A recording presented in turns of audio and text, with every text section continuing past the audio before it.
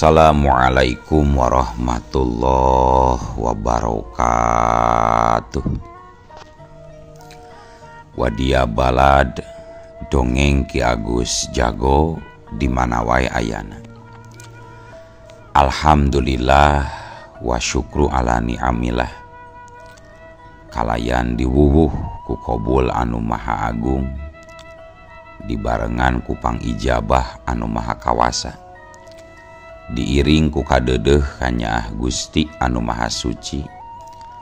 Urang ayeuna dugi kadangat ayeuna masih keneh tiasa ditepang dangukeun deui dina acara anu matuh kamemet urang sadayana.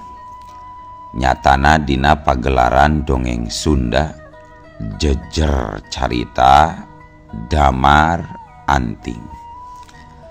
Ayeuna kantun bagian anuka genep nanya pamiarsa.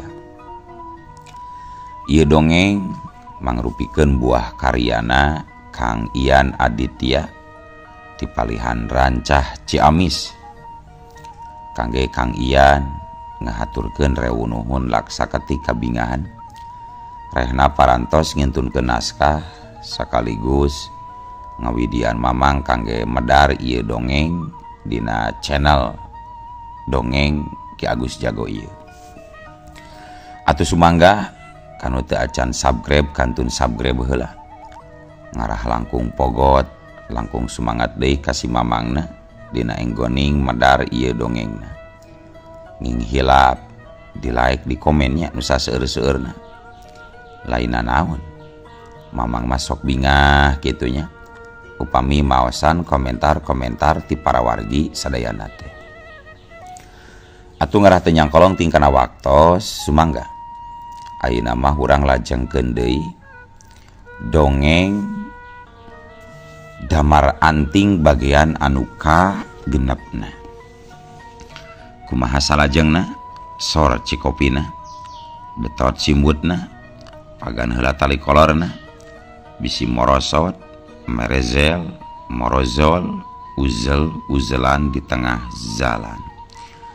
Tompak dung dung tes.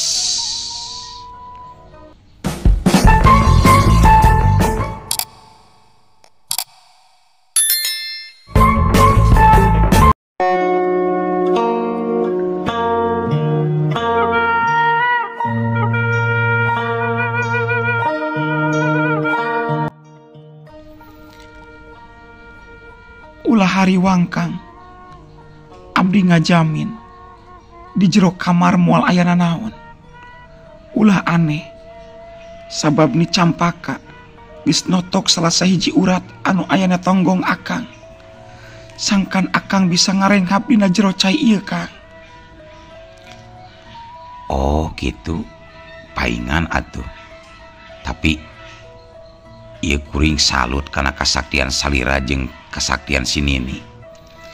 Malah kuring ngarasa helok dumeh ningali salira nyai jeung batur-batur nyai anu kacidak gareulis tur endah pikeun akang.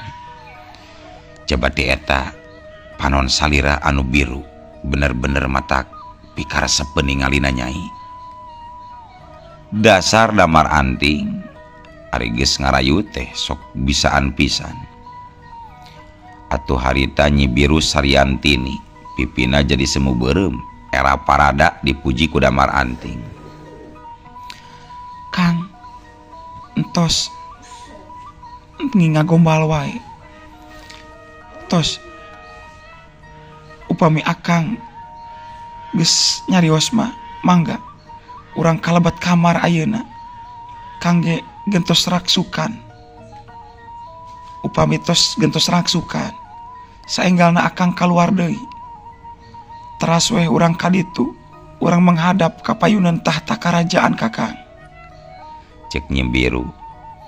Sedangkeun damar anting jadi mesem bari nurut asup ka jero kamar sorangan. Di jero kamar anu tembok jeung langit-langitna anu biru. Di antara seungitna bau kembang. Damar anting nempo ranjang endah jeung pakaian lalaki anu pararantes. celana panjang jeung baju lengan panjang biru dihias ku benang emas jeung beber gede tina emas. Nempok itu Damar Anting jadi seri leutik. Nu satuluina manehna ngaganti pakaiana anu baseuh ku pakaian anu anyar bari aralus. Teu poho kujang pusakana diselapkeun kana jero baju. Waktu ngaca kana cermin Jaka Anting seri sorangan bari ngagerendeng. Tetela aing teh kasep oge teu eleh-eleh teuing jeung Ki Agus Jago mah. Wani lah sakieu mah aing ngajajar jeung Ki Agus Jago mah. Cek Damar Anting jadi kaget waktu pakaian baseuhna nu ngagoler dina ubin ngaradak eueuh. Waduh, pakaian aing ka mana ieu? Buah-buah aing teh diintip. Sial, makaning tadi aing mukaan baju baseuh teh buligir pisan. Duh, alamat katohian ieu mah kuanoja tadi parabot aing teh nu sakieu antung-antunganana. Kitu harita Damar Anting anu terus kaluar ti kamar. Ditungtung rohangan katempo Nini Campaka geus bersih deui. Malah katempona ku Damar Anting asa beuki geulis nini teh. Komo ayeuna katambahan ku pakaian kabaya bodasna. Sial, nah aneh nini teh asa beuki herang hurung herang kitu. Buah-buah nyamar eta mah kitu soteh nu sabenerna mah aweng orang meureun. Kitu gerentesna Damar Anting. Nu saterusna Damar Anting ngalihkeun perhatianana ka saurang wanoja anu make pakaian endah serba hejo anu diuk dina singgasana. Tarang Damar Anting jadi kerung bari ngagerentes. Ai. Nah ieu mah lain Ratu Sarabanca geuning. Baheula mah pan anu diuk di dinya teh Ratu Sarabanca. Nah ka mana atunya? Atau memang geus diganti kitu Ratu Sarabanca teh kuno ieu? Nu satuluina Damar Anting semudongko mere panghormat ka Nyi Ratu Laras bari ngaleret ka Nini Campaka nu katempona geus jag-jag deui kawas sabihara-bihari. Nini saliratos sehat deh ini, cik Damar Anting semu ngaharewos. Sementara Nini Campaka jadi salah tingkah, tapi gancang mere isyarat sabab Nyi Ratu rek cumarita. Katempo sakadapan mah Nyi Ratu Laras neuteub seukeut ka Damar Anting ku sorot panon hezona anu cahayaan. Kakang, kulang haturkeun nuhun sabab kakang geus nyalametkeun Nini Campaka tina kaganasan Ken Wiratma. Salaku babalas jasa, sok geura sebutkeun naon anu ku kakang dipikahayang. Damar Anting teu nyangka bakal menang pananya seperti kitu. Atuh manehna jadi tungkul hatena ngagerentes. Sial, aduh eta sorot matana nepi ka aing teu sanggup neuteupna. Duh kumaha atunya euy. Tapi teu lila Damar Anting terus ngawalon. Hapunten Nyi Ratu, nu salaresna mah kuring nulungan tanpa ngaharepkeun pamrih atawa balasan naon-naon. Kuring nulungan murni dumasar kana rasa papada jeung makhluk hirup anu kudu silih asuh silih asah, kudu silih tulungan kalayan mika welas mika asih. Kajabiti eta kuring ngarasa cukup ku dipaparin anggoan nu sakieu saena oge. Sakieu oge pikeun sim kuring mah asa ngadadak jadi pangeran Gusti Ratu. Atuh sapada harita Nyi Ratu jeung Nini Campaka jadi seuri dumeh asa kataji ku kajujuran polosna Damar Anting. Komo Nini Campaka mah asa jadi beuki kabongbroe we hate leutikna ku Damar Anting. Sabot keur kitu ujug-ujug seorang pangawal ratu keluar tina balik dingding hejo bari terus nyarita. Ampun Sri Ratu, Nyi Rara Hejo tatuparna. Anjeuna kiwari nuju kapiuhan teu inget di bumi alam. Malah jiga nutos teu aya napasan Gusti Ratu. Atuh kayaan di jero paseban ngadadak jadi tegang. Sararea oge jadi silih reret tanpa bisa ngajelaskeun naon sabenerna geus kajadian.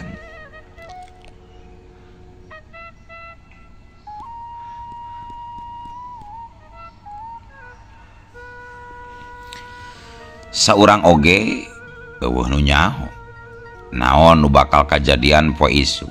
Saestuna sakabeh Rusia geus aya dina kitab induk anu nyata.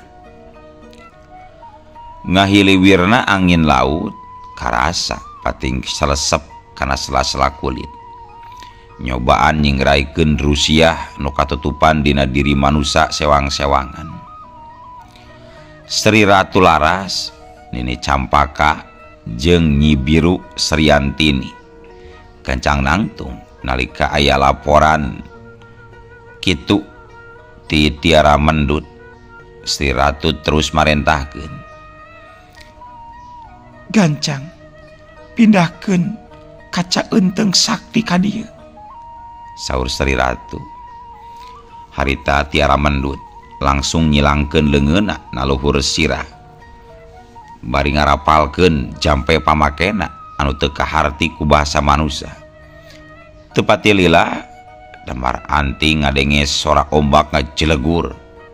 Sarta di tengah rohangan mucunghul hiji kaanehan deui. Dina dingding kaca Damar Anting nenjo cai laut anu beulah jadi dua. Di tengah-tengahna ya seorang wanoja keur manggul Rara Hejo anu cikene dilaporkeun ku Tiara Mendut. Atuh pikeun sakabeh nu aya di istana Karajaan Dasar Samudra jadi hariwang. Nu saterusna Nyi Ratu Larasati mere parentah ka Tiara Mendut. Tiara, gancang tepungan nilara sangit. Sangkan mawasi Rara Hejo karohangan pangobatan. Kula bakal nuturkeun engke kaditu. Mangga Gusti Ratu, abdi sejamit mundur. Cek Tiara Mendut bari mundur lempang ka tukang. Sanggeus Tiara Mendut indit, Nyi Ratu Larasati mintonkeun kajaiban sejen. Nyaeta nalika sajeroeun dingding kaca nu tadi nembongkeun cai laut anu beulah. Kiwari ganti jadi nembongkeun kaayaan di sisi basisir. Didinya katempo sosok jirim manusia anu ngaran Ken Wiratma keur nangtung bari nyekal pingping. Bibirna keur gegerenyeman jiga anu keur ngarapalkeun jampe pamakena. Nempo Ken Wiratma keur gegerenyeman di sisi basisir. Sri Ratu ngepelkeun leungeun katuhuna bari ngagerendeng. Beungeut jeung awakna pinuh ku guratan cacat. Sanajan geus taun ka tukang, aing moal poho yen eta teh si Ken Wiratma, jalma biadab, jalma telenges anu geus ngabinasakeun Aki jeung Nini. Katut maehan indung jeung sobat aing. Poe ieu manehna mucunghul di laut kidul. Waktu napikeun aing males pati ka si Ken Wiratma. Saterusna Nyi Ratu Laras ngareret ka Nyi Biru Sriantini bari cumarita. Biru, talingakeun terus kaca eunteng sakti ieu. Kaula jeung Nini Campaka rek naek ka daratan. Pikeun ngayakeun balitungan ka manusia dajal si Ken Wiratma. Harita Nini Campaka nyekal pageuh kana leungeun Sri Ratu Larasati bari nyarita. Sri Ratu, urang kudu taliti Sri Ratu. Ken Wiratma kiwari lain deui manusia kawas 7 tahun ka tukang.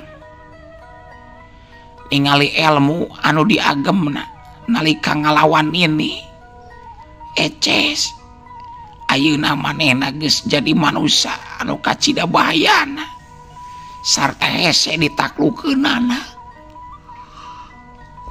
Nini apal ti saha si Wiratma meunang ilmu Batara Karang eta? Nini sok caritakeun ka kaula saha guruna si Ken Wiratma. Cek Sri Ratu penasaran. Guruna si Ken Wiratma mangrupakeun musuh bebuyutan Nini mangsa Nini keur ngora. Nu katalahna si Rajeh Kaliandra hiji tokoh silat sakti mandraguna di Pulau Aceh. Julukanana si Manusia Batu. Manehna mibanda ilmu Batara Karang. Teu aya ilmu lawan anu bisa ngungkulanana. Kantenan Nini jeung sabaraha ngiring wanoja kungsi nyang harepan manehna sesah pikeun ngungkulanana Gusti Ratu. Sanajan umurna masih ngora, Sri Ratu Larasati salila 7 tahun katukang geus digembleng ku Sri Ratu Sarabanca anu baheula dibantuan ku genep wanoja pangiringna kasup Nini Campaka. Kajembaran pikirna katabahan jeung kasatiaan diajar ngajadikeun manehna jadi wanoja anu dewasa dina ilmu jeung pamikiran. Kadenge Nyi Ratu Larasati nyarita. Kuring ngahaturkeun nuhun kana kasatian anjeun sadaya pikeun ngajaga kuring jeung karajaan Laut Kidul. Tapi ningali kumaha manehna sanggup nyelakakeun anjeun jeung oge Rarahejo. Kula ngarasa hariwang katurug-turug deui kula nempo aya titik beureum dina suku Kenca Bajuna. Coba perhatikeun Nini.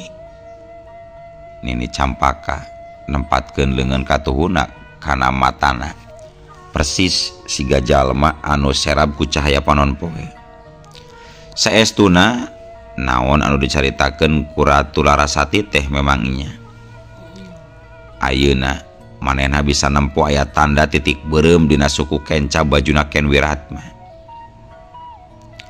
Nini geulis Campaka beungeutna ngadadak pias sembunga getar pok cumarita.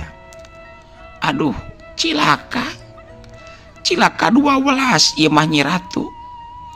Kusabab ngan ukur hiji-hijina benda anu bisa nimbulkeun tanda beureum kitu nyaeta bawang bodas. Nu kacida jadi pantrangan pikeun urang pangeussi dasar Samudra Kidul Gusti Ratu. Urang kudu bisa ngarebut bawang bodas eta, cek Sri Ratu. Tapi sakali urang nyabak kana eta bawang, awak urang bakal lumpuh, kaasup nyawa oge moal bisa kaselamatkeun deui Gusti Ratu. Kuring bakal ngarebutna Sri Ratu, cek Tiara Mendut pinu sumanget.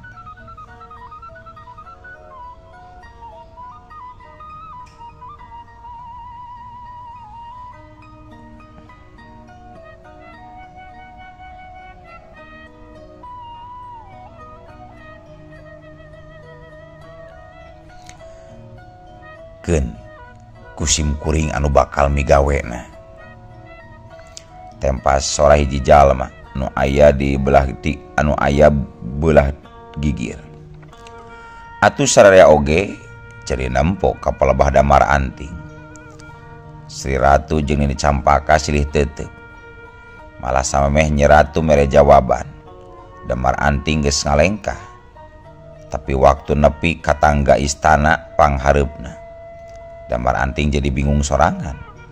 Sabab manehna poho yen hareupeunana cai laut anu ngabentang kawas tembok anu gede.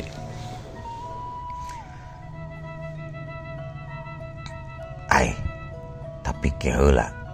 Nah, totokan sakti sini nih teh masih kene bisa dipakai atau wandenya ku aing. Lamun geus henteu cilaka aing bisa paeh ti teuleum di jero laut. Kitu gerantos Damar Anting bari seuri mawur. Nu satuluyna Damar Anting nempo ka Sinini. Sementara Nini Campaka kalah mesem tapi terus nyamperkeun ka Damar Anting bari nyarita. Mana oge tatanya heula arina naon teh. Kumaha coba mun engke ti kerelep. Kan tamat meureun tah riwayat teh Damar Anting. Cek Ni Campaka bangununya pisan kaciri tina tetepan matana. Nya kuring pohon nih rasaan teh lain keur aya di jero laut. Sabenerna eta totokan masih bisa dipake Damar Anting. Tapi sing inget hidup kudu tetap waspada dina enggoni yang harapan si Ken Wiratma. Sabab si Ken Wiratma boga ilmu nu kacida saktina. Damar Anting unggul. Nu saterusna sanggeus pasti kitu mah. Manehna tuluy kaluar ti jero istana, ngakecebur tuluy ngojay. Saenggeus murid Eyang Siralodra ninggalkeun istana dasar laut kidul. Tiara mendut nerojol ti jero rohangan, terus ngadeuheus ka Nyi Ratu. Sri Ratu hapunten. Kuring jeung Nyi Lara sangit. Tos sateka pola usahakeun. Sangkan Nyi Lara hejo salamet. Mung nya kitu salirana kacida ripuhna. Sim kuring teh yakin anjeunna bakal salamet Gusti Ratu. Ngadengi keterangan kitu Sri Ratu jeung Nini Campaka gancang ngajugjug ka rohangan pangobatan. Sedangkan Tiara Mendut mah tetep di dinya pikeun ngawaskeun kaca Enteung Sakti. Di jero rohangan pangobatan Biru Sriantini katempo bangun wahariwang nangtung sagigireun hiji pangadangan tempat Nyi Rara Hejo dikadangkeun. Cimata Biru Sriantini ngucur. Sedangkan si Ratu jeung Nini Campaka gancang mariksa awak Rara Hejo. Keretek jantungna memang geus leuleus pisan. Beungeutna sapapias siga kertas. Jeung dina sela-sela bibirna aya getih anu geus garing. Sri Ratu nyingkapkeun baju Rara Hejo palebah dadana. Di dinya katempo aya warna biru dina dada belah kenca. Nempo aya warna biru dina dada belah kenca Rara Hejo. Rara Istri Ratu langsung robah pias. Geus moal bisa disalametkeun ieu mah. Cek si Ratu kalayan sorang ngagerentes. Abdi terang Sri Ratu. Ajian Batara Karang anu dipimili ku si Wiratma kacida bahayana. Cek Ni Campaka bari tungkul sedih. Dina waktu eta kadenge sora siga aya nu kaluar tina cai. Tuluy aya sasosok anu ngalogodor kana ubin. Sararea nu aya di dinya gancang dongko mere hormat bari nyarita bebarengan. Sri Ratu salira sumpi. Di ubin rohangan katempo aya hiji buaya bodas anu sabenerna mah mangrupakeun jelmaan Sri Ratu Sarabanca. Buaya eta naek kana pangadengan. Sungutna anu panjang ditungkulkeun kana dada Ratu Hejo. Kana dada Rara Hejo. Sungutna muka tuluy letahna ngaletak kana dada kenca Rara Hejo. Sanggeus ngalakukeun kitu buaya bodas teh turun deui tina pangadengan. Sirahna diangkat sakedeung.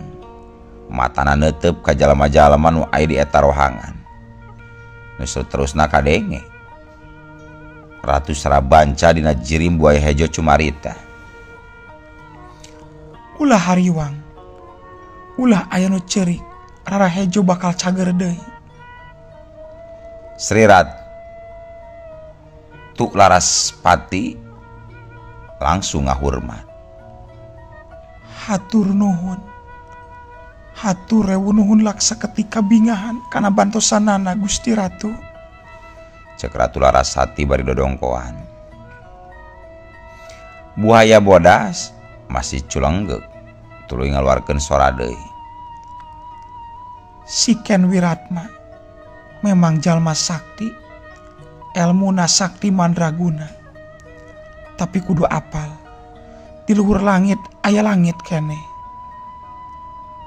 Gancang, mun damar anting geus hasil ngarebut bawang bodas, anjeun kudu guat naik ka darat, pikeun ngayakeun perhitungan. Laras, leungeun katuh anjeun anu aya gurat nyilang teh, mangrupakeun hiji kakuatan nu aya di luhur langit. Lamun musuh gede anjeun kalayan lawan musuh gede anjeun kalayan pinuh kayakinan. Sok asongkeun ka dieu dampaleungeun katuh hidep. Laras, ngadenge parentah ti Ratu Sarabanca, Nyi Larasati langsung ngasongkeun dampaleungeun katuhuna. Buaya bodas tuluy ngaletak dampaleungeun Sri Ratu Larasati 7 kali dibulak-balik. Nu satuluyna sanggeus rengse mah buaya bodas teh amitan ka sararea. Terus ngalogodor deui ninggalkeun rohangan pangobatan. Dituturkeun ku panghurmat ti sakabeh nu araya di eta tempat.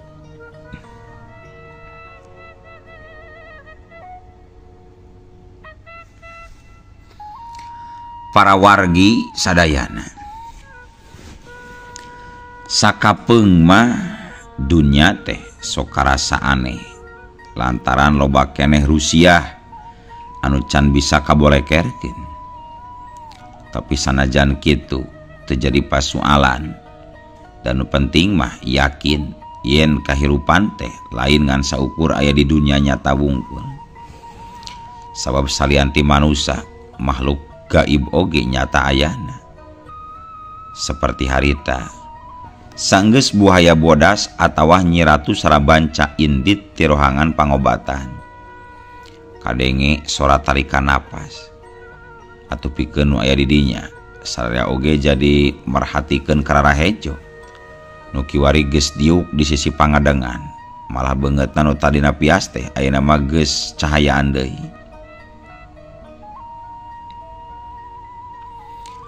Sementara dina waktu nu sarua damar anting mucunghul ti jerona laut bari dina kayaan awak jeung pakaian jibreg baseuh. Sanggeus nepi ka sisi basisir, damar anting tuluy sila na luhur pasir. Ngahaja nyang hareupan panon poe. Dua dampaleungeunna dirapatkeun hareupeun beungeut. Matana dipeureumkeun. Sikapna teu beda jeung jalma anu keur tapa. Teu kungsi lila kadenge sada aya sora anu datang. Tetela Ken Wiratma anu nyarita. Hei, manusia baju biru. Andika tadi katempo ku aing mucunghul ti jero laut. Tapi kunaon ujug-ujug tapa di dieu deuleu sajurig. Sentak Ken Wiratma bari nginget-nginget beungeut damar anting nu samemehna asa bareng jeung Nini Campaka. Tapi kulantaran ayeuna mah asa jadi beda. Sabab papakeana jadi biru. Jaba aya nu matak helok pikeun Ken Wiratma nyaeta waktu nenjo sabuk anu dipake ku damar anting anu dijieun tina emas murni.